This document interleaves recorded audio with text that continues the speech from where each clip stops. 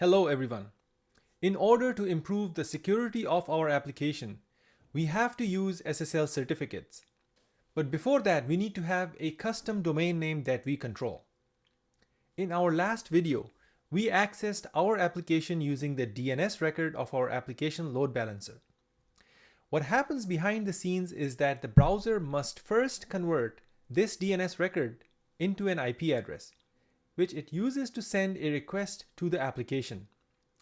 This conversion process, known as a DNS resolution, is carried out by a service called a DNS server, whose primary function is to map host names to their corresponding IP addresses. To enhance user experience, it is essential to utilize a more memorable domain name, such as our company's domain name, and employ a DNS server to translate this domain name into IP addresses. This approach allows users to easily access our services by typing in familiar and intuitive web addresses like www.cloudconnect.com or api.cloudconnect.com. Instead of remembering and using complex IP addresses, Amazon Route53 is a scalable and highly available domain name service, or DNS, provided by Amazon Web Services. It offers a reliable and cost-effective way to route end users to internet applications by translating domain names such as www.cloudconnect.com into numeric IP addresses that computers use to connect to each other. A hosted zone in Amazon Route53 is a container that holds information about how you want to route traffic from a specific domain name like cloudconnect.com and its subdomains like www.cloudconnect.com. It's essentially a collection of records that define how the DNS responds to queries for that domain. In order to demonstrate that, let's open Route53 console by typing Route53 in search bar and selecting the link.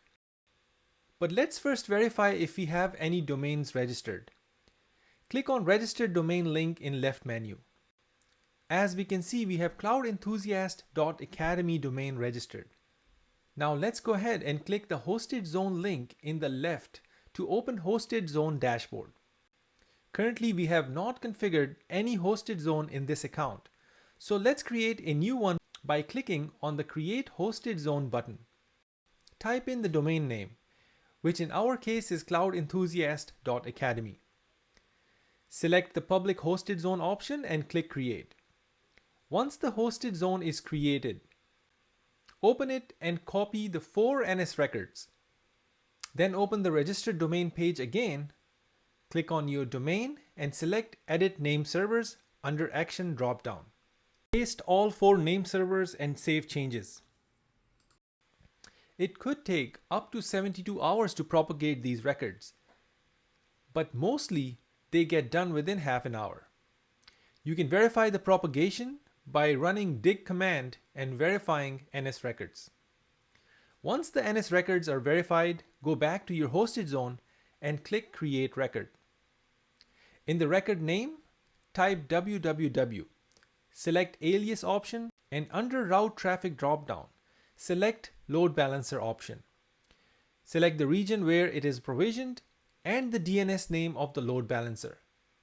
For now, keep simple routing policy and click Create Record.